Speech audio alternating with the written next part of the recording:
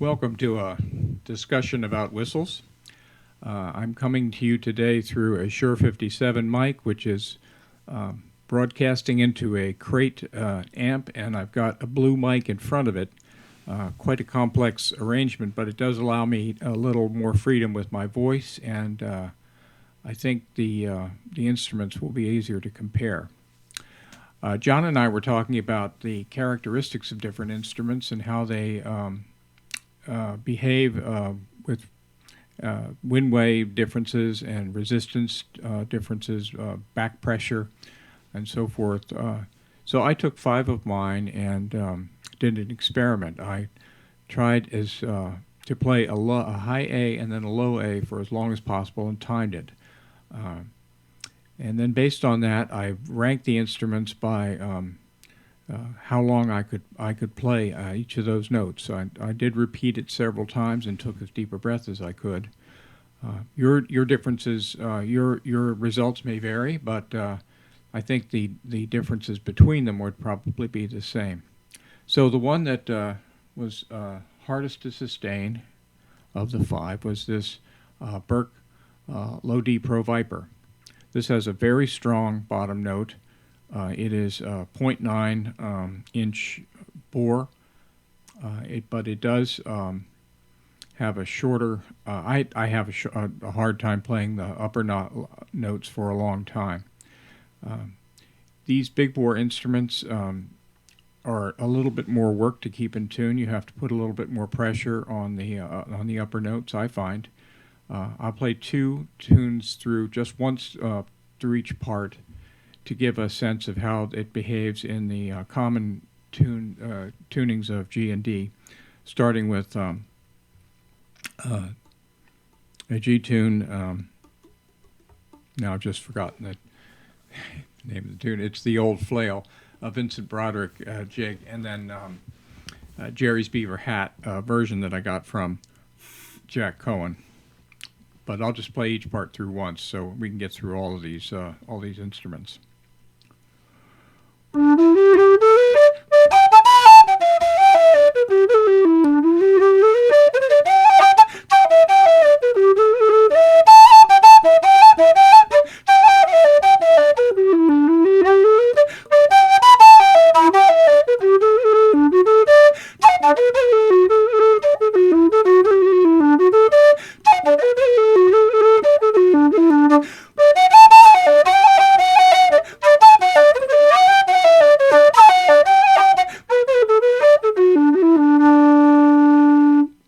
So that's the Burke. Next up was a Brian MacNeil aluminum low whistle with a composition top, which is actually adjustable on the sharpened top of this tube. This is also a 0.9, I believe. Yes, it was. So a larger bore. The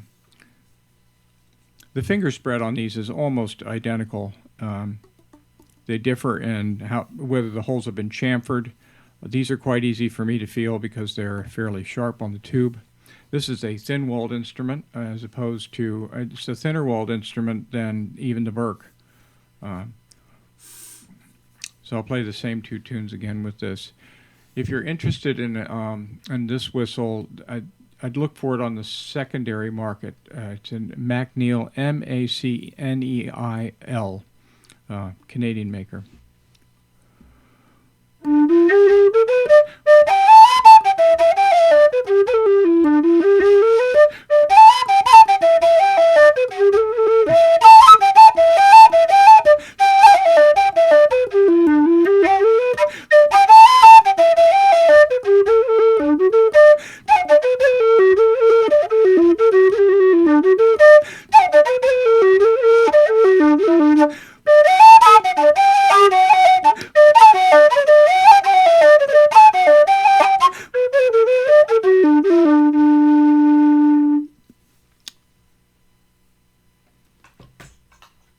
Next up is a Goldie. This is a fixed tuning, low D Goldie. made in about 2017. This is after he was putting the Overton name on. And it is a 0.9, which puts it in the medium to medium soft blower, so not a hard blower. And it is a little bit cold, so I'm warming it up. This is the only one that has a machined straight windway rather than curved.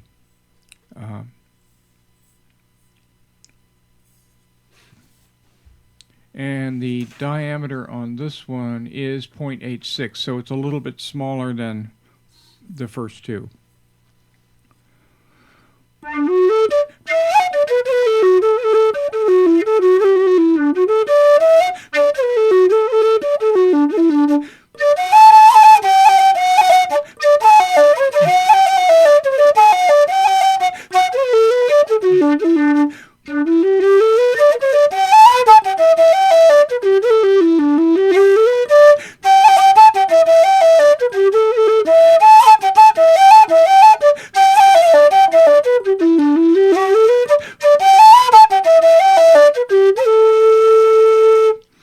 Now, I find this one takes a fair amount of diaphragmatic pressure to hold the tuning, but I do enjoy it.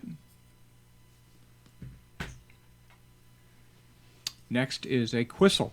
This is the current mouthpiece, and I really like this instrument. It has a very flute-like sound and fairly high resistance. You can really play with the tone quite a bit.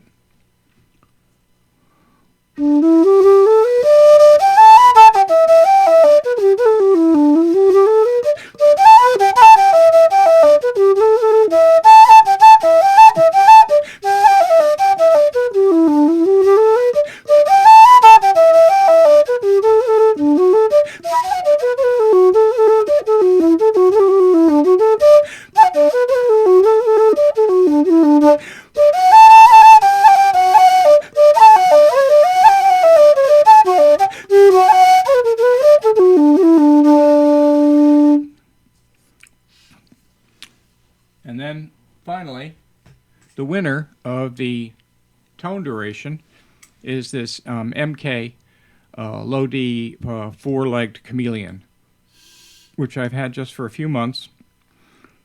Bought it from the wonderful musician Ben Power, who I'm sure can play the heck out of it, but he was busy with other things in his music theater productions. So I'll play the same two tunes again.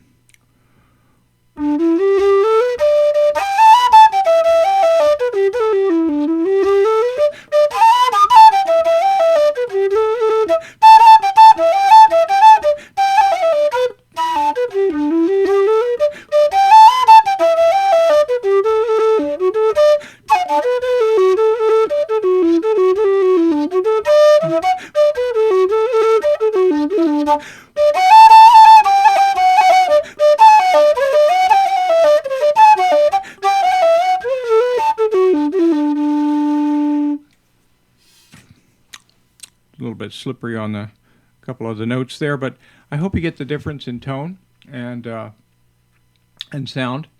I am a big fan of these Chameleons.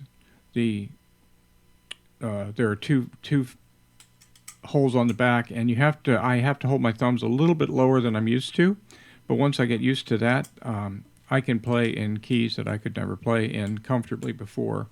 I also use the E-flat key as a stabilizer when I'm up on the top notes, and I tell myself that it makes the notes come out more clearly. It certainly stabilizes my my right hand and gives my baby finger something to do. So I hope that's helpful, and welcome discussion on different instruments.